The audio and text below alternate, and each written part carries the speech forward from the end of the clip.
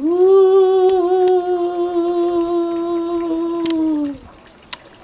they're coming. You like my little friend? Pretty cool, huh? Hopefully tune in tomorrow, hopefully to see how I made him. But for Day, he's just helping me.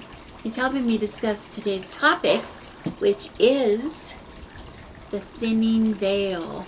The thinning veil.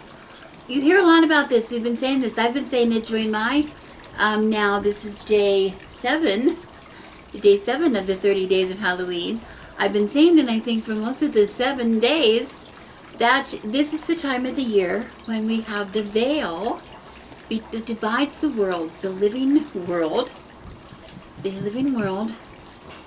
and the other world. The veil that separates those two worlds.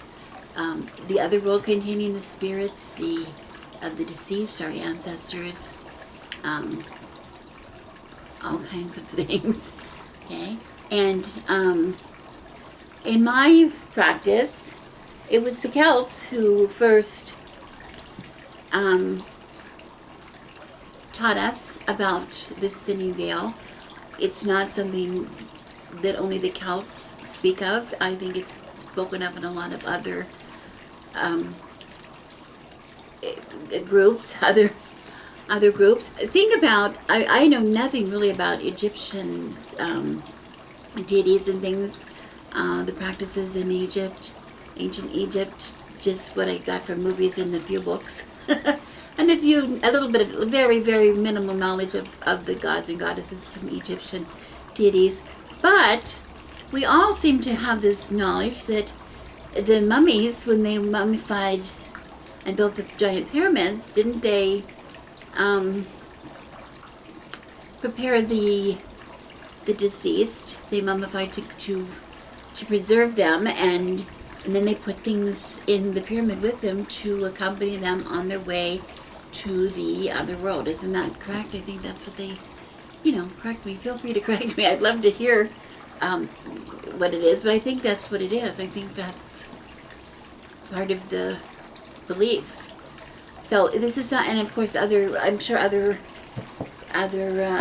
religions, other spiritual practices have similar concepts, that the feeling that there's a division between this world, the mortal world, and the other world.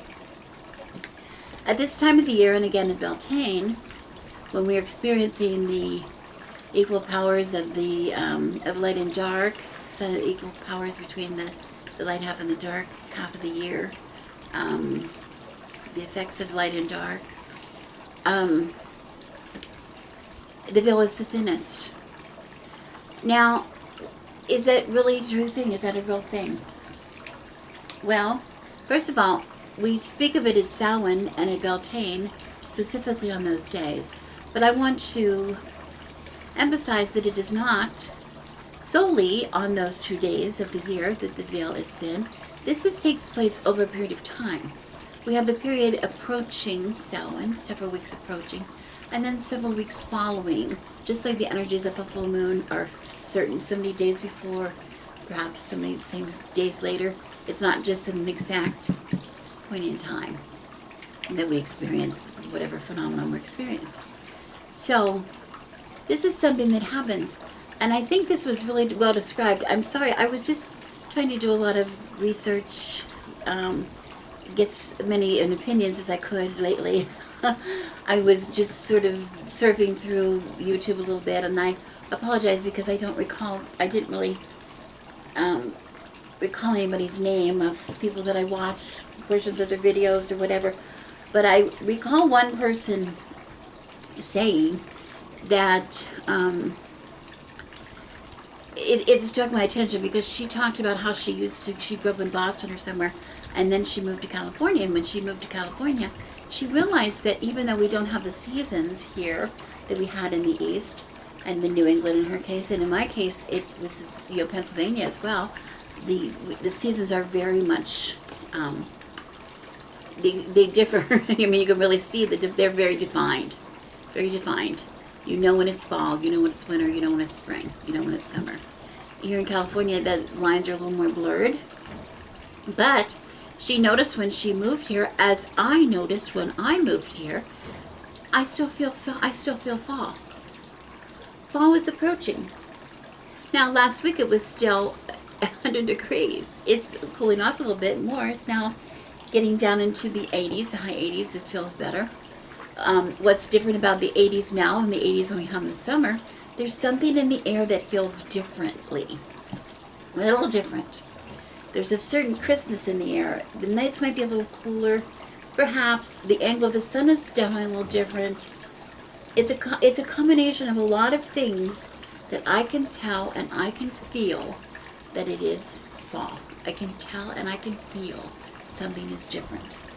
And that feeling, she says, is we can feel the veil thinning. We can feel the veil thinning. Think about it. I'm thinking about it as, in summer we have heavy foliage.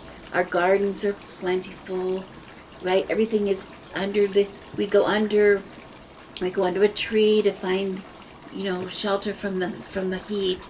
Look, my plants are under my husband. See, I said my father's very much in my mind, which I'm getting to.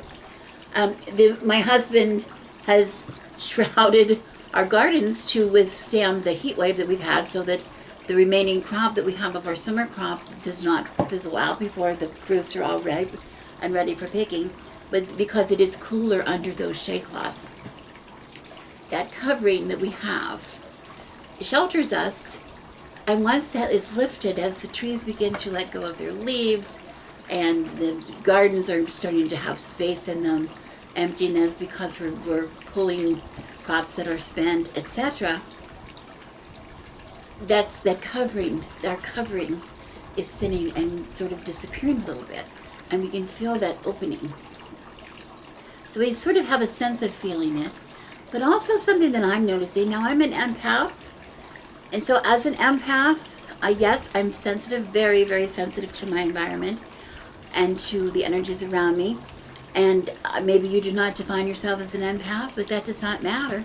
Every person can train themselves to be more sensitive to their environment. And I discussed that a couple of days ago when I was talking about finding the magic around us, paying attention to the effects of certain stones, or the effects of certain herbs, or the effects of certain and whatever, what water, what the energy of water, how does that make you feel? Paying attention to your environment. If you start to pay attention and the ability, you start to feel those seasons, you will also start in other more subtle ways. Those are maybe obvious ways to know the veil is thinning, or ways that you can really, But how about the not so obvious ways? This could be happening to everybody not knowing it. I just said my father. My father is so much on my mind right now. And you could say, well, you just had his birthday. Well, yes, I just had his birthday. But if you recall, I kind of forgot it was his birthday till I remember what day it was. So the memory of my father was very much there before my intentional memory of trying to remember him on his birthday. I don't carry those kind of memories with me of the deceased. I don't celebrate, as many people do. I know celebrate's not the right term, but I do not mark, neither do I nor my husband, the date of their death. I couldn't tell you what day they died. I'd have to think about that, look it up I could. I'm not even sure sometimes of what year they died, what the year was. I don't think about that. I think about their life. I think about their connections to me. I think about, what I carry how I carry them with me, how I hold them in my heart and in my life, in my home, in my children, in my grandchildren. So all of a sudden, all these memories of my father are coming up, all these memories of my grandmother are coming up, all these memories of other friends who have passed are coming up. Just out of the blue, they will remind me of something that they said or something they did. Out of the blue. Is it really out of the blue? Or is that out from the veil? I dream. I know you have heard me say before, I dream of dead people. A lot of my friends think that's kind of funny. It irritates me a lot of times because the dead people in my dreams, some of them I don't even know, and they're just there when I dream and there's dead people in the dream. Most of the time they're just there.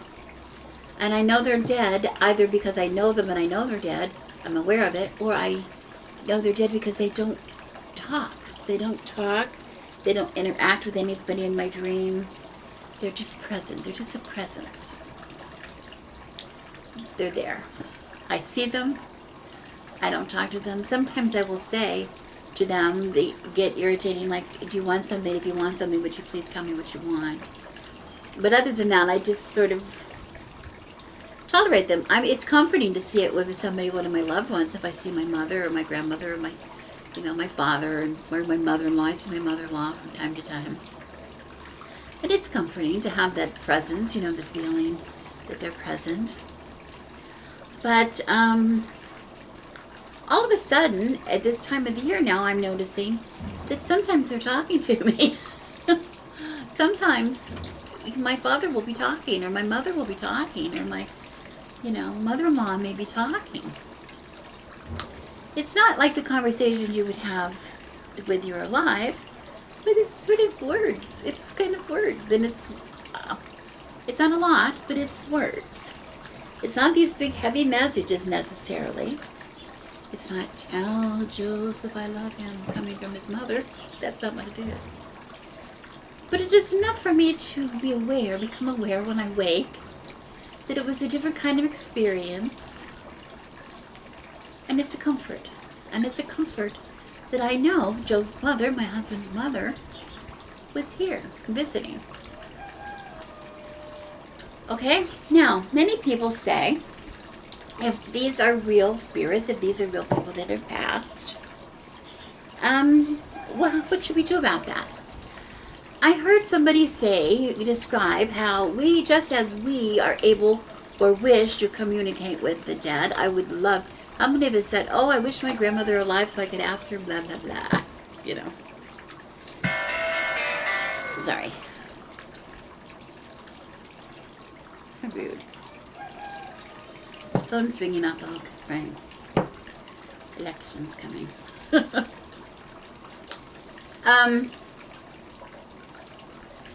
I lost my thought. Oh.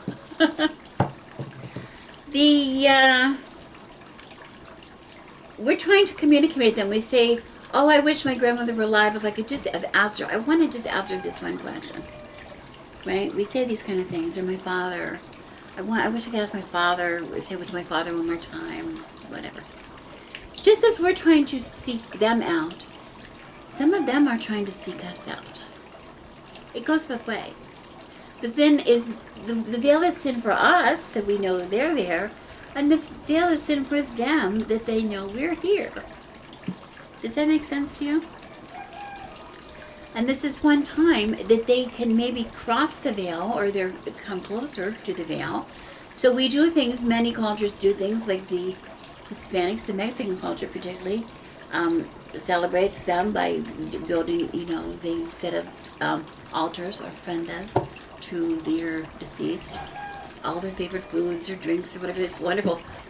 Several years ago, I have a couple of videos here on YouTube where I went and I saw we celebrated the Day of the Dead in Elvira Street in Los Angeles. Oh, it's such an amazing, amazing, amazing celebration, and the joy there and the love for the deceased and the glorious ofrendas and the altars and the shows they put on and dances and songs, and there's no fear of death. It's a part of life. Death is the ultimate, something we all must share, we all must experience, and they embrace that. It's a part of things. It's a part of life. Death is a part of life. So when we're given the opportunity at this time of the year to maybe perhaps communicate with our loved ones, with our ancestors, we can do things to try to encourage that. Okay? One of the ways we can try to encourage that is prepare for their visitation. Prepare for them coming and visiting you. A lot of people start putting out things of their deceased ones that they love, things that they will recognize, things that they cherish. You know, maybe your father's favorite, you know, pipe, if he smoked a pipe, or you know, your mother's knitting needles, or whatever, you know, whatever, something that they would recognize. Playing music that they love. My father loved big band, you know, Glenn Miller and all the big band music. He loved the music of the 40s, and I gifted him with some CDs before he passed that he played all the time, big band stuff, and I have those. I could play those, welcoming him that way. As a matter of fact, the Lady Grave Dancer, oh, who doesn't love her? I wish she would come back and make some new videos, but she doesn't anymore. But she still has her videos up, most of them, I think. And I was just reminded of a video she did where she says that it's what she does. Think about it, preparing like you're going to prepare for house guests.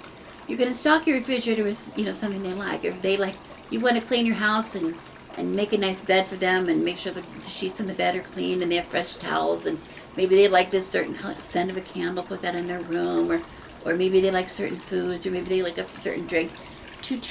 Start to put out things they will recognize. Talk about the story, share the memories, you know, just like you're talking to them. She says, talk to them like they're here, because they are. That's what she says. Talk to them like they're here, because they are. They're around us. They're trying to come to us, some of them. Be sensitive to that. Be sensitive to that. Pay attention to what's going on around you and watch for signs. Watch for signs that they're around. Sometimes they come to you and give signs to other people who are more sensitive, and other people, that's what a lot of the psychics do. They pass on messages because they're able to get through to the psychics, but they're not, because the psychics recognize them, but their loved ones do not. So some of that, you know, that's the explanation for some of it. Lady Grave Dancer also talks about things that she will do, like, she goes, if you were like with your father, when you were a little girl, and you used to dance on your father's feet, you know, you stand on your father's feet and he dances. She goes, put on his music, favorite music, and dance with him, dance with your daddy. Or she says, or sit down in your nice, comfortable chair and invite your grandma to knit with you, if you used to knit with your grandma. Invite them, literally invite them in. That's what happens when we do a dumb supper. We invite them in. That's what happens too. And we're going to talk about that a little later in this series, some things like that. That's not what this video is about, though. But I wanted you to understand that this is a real thing. And what I want you to understand now, the subject of today's video really is going to be, if the veil is thin, that we can welcome our loved ones in, we have to realize the veil is thin, and not just all the good people are coming in. Not just all the good people are coming in. I mentioned that the other day when I was talking about the Celts and how they would celebrate around the ritual fires, and they would disguise themselves in some way.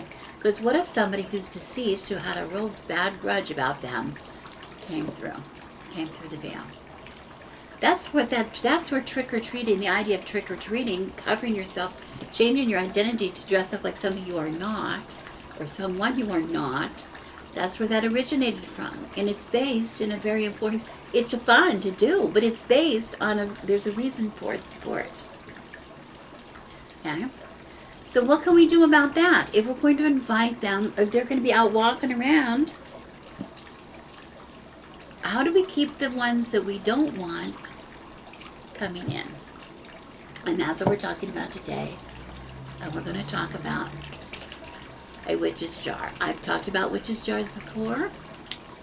I'm going to talk about them from time to time because we have to keep adding witch's jars around our property. This is not something you do one time and you're done. We have them in certain places around, but we had a place in the backyard. We were just out, and my husband was out doing some work out there, and he happened to glance over in one of the places, something coming out of the ground, and it was a witch's jar starting to come up out of the ground. And he buries them deep. When he buries them, he buries them deep. I don't know what was making it come up, but something was. So he had to take that jar and he had to take it off the property and dispose of it somewhere off the property, turn his back, walk away, not look back. There's a way to dispose of them that he followed all the rules. But now we're thinking, here we are coming up to Samhain.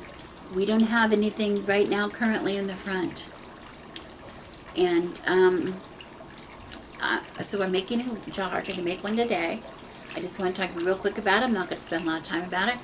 All this is a jar of, I don't know what was in it, an empty jar of something like olives or some kind of sauce or something. I don't know, tapenade, I don't know what it was. But it was a jar, it was just an empty jar. And what we do is we collect things from time to time. I can show you some of the things. He finds these old, he took apart some fence, so he has a couple old rusty nails in here. When he finds old rusty nails, particularly bent ones, he will keep them. Here's a splinter of wood, a sharp splinter of wood he had from splitting some trees.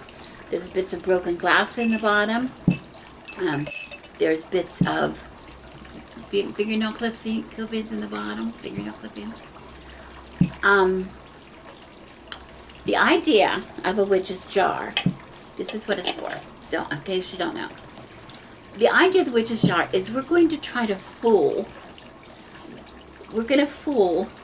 the spirits that are out walking and anything, entities or whatever, energies that are trying to come and find me, for instance, or him, that might have a grudge against us or might wish us harm for whatever reason. Maybe they're just up to no good. Maybe they're just, some people are up to no good. There's no rhyme or reason to it. They just are. So we're going to say, instead of them coming in my house, they're going to find us in here. And we're going to be attracting them to this jar by things like fingernail clippings, which we keep things like that. We keep things like, it could be saliva. It could be, you could blow your nose. I'm trying to make you ill, but you could blow your nose and put it in here. I had a bloody nose the other day. I should have saved that bloody tissue, but I didn't. I got rid of it. Put it in the jar. But, you know, if you're a woman, pre-menopause, you know you have some options you can put in that would identify yourself. I do this regularly. I keep hair. I keep my hair. I collected from my hairbrush. I just, for the last couple of days, I knew I was making this jar, so I did not clean the hair out of my hairbrush, and I got a long tangled mess of hair here. That's going in the jar. It's going down in the jar.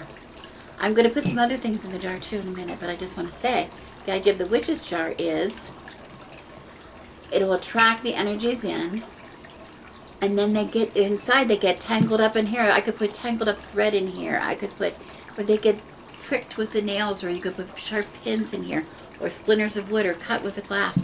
They're kept, the idea is that to keep them, trap them in this jar. That's why when he took the jar away, he didn't look at it, he didn't open it, he just took it and disposed of it away. We don't want anything to do with us.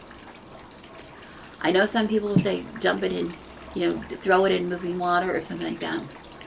I say don't do that because I don't want you throwing anything in the rivers or the oceans, or we have enough problems, we don't need to do that. This is going to go probably to the landfill. I don't know what's going to happen to it, but it's not going to be near me. That's my problem, and I hate to be that way, but that's kind of the way I am with this kind of a thing. So anyway, I said I don't have everything in here. One thing I always put in here, which helps to identify me, is urine. I don't have it in here yet, so I'm going to be right back. I'll be right back. Stay tuned. And now, before the next show starts, let's enjoy an intermission. You'll find our snack bar chock full of good things to eat and drink. Tasty, tempting hot dogs, thirst-quenching soft drinks, fresh, crunchy popcorn, a complete assortment of delicious candy, and a full line of cigarettes. You've plenty of time, so visit the snack bar now. A tasty treat will double your enjoyment of the show. I'm back. I'm back. Thanks for waiting. Now, the problem is now, what are you going to do with your witch's jar? Well, I'm going to bury mine in the yard, but I know what you're saying. Rebecca, what am I going to do if I can't bury? I don't have a garden, I don't have a yard. What can I do with it? Well, you have a couple options available to you. Number one, you could put it in a pot, a flower pot. If you had a place to put a flower plant outside, like we talked about before with the poppets that we planted, you could do the same kind of thing. You could actually literally bury it in a big pot in the bottom and just fill it with dirt, plant something in the top, or burying a witch's jar in your yard or burying one in a pot of soil and planting something on the top are permanent fixes, or relatively permanent fixes. But what if you're just looking to get yourself through the veil when this is a thinning veil? You know, many people have witch's jars in the back of their cupboards, inside their homes, in dark places, out of the way where nobody can see, that absorb these negative energies that once they're in their home, they can protect them that way. And they're treated pretty much the same way. They're just not buried in the dirt. But these, you don't want at this time to depend on something in your home for entities that may be coming in that mean you harm. We don't want to invite them in. We don't want to invite them in piggyback on grandma, right? So we want a way to keep them away outside your home. And one way you can do that is you can use the same kind of a flower pot system, but instead of throwing dirt on top of the jar and planting, you can take a big pot, put the jar on the bottom, then put a smaller pot with a plant in it, put that down on top of the jar, leaving the space below it for the witch's jar. And if you need to fill in some dirt around it, you can. But that way you can change the plant out anytime you want to. You won't be able to see, but anytime you want to. But it's there. Only you know it. Nobody's going to pick up that plant and look. A final way to do it temporarily is if you're putting out Halloween decorations or decorations for the season, you might want to put them, hide the witch's jar among the decorations. For instance, you have seen, you know how you do the same principle as you carve a jack-o'-lantern.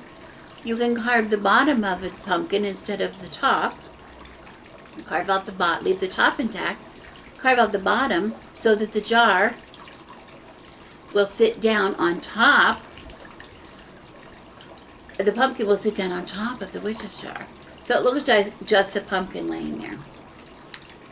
Alternate, if you didn't want to use a real pumpkin, there are pumpkins, carvable artificial pumpkins that you can purchase in places like Joann's or Michael's or whatever, that you can keep carved and you can use them every year for that purpose. You can put that, or you can use a pumpkin among other pumpkins, like put it in the back or whatever. Or you could do something like stick it underneath, something like this. Woo, but I'm not going to do that because, is this secure? I'm not sure that anybody's going to come over and, you know, like you have maybe a witch sitting out there. I hike up a witch's skirt to see if there's a jar underneath it, but something like this is small like this, or something as lightweight as this. First of all, I can still kind of see through it. I've got a jar in there and I can see my jar through it.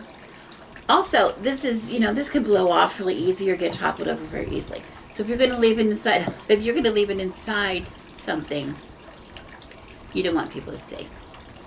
Like, I don't want you to see what's in my jar right now. It's private. It's private. Okay? So, use your imagination. Use your imagination and decide what it is, if you want to do a temporary thing, a permanent thing, whatever. But whatever you do, if you're going to invite spirits of any kind into your house, grandpa, your uncle, your friend, a former dog you used to own, do some protection to make sure that nobody comes piggyback in your home. Okay? That's all I have to say. Tomorrow, we're going to learn how to make this. So tune in tomorrow if you can. If you want to learn how to make this guy. In the meantime, thanks for watching.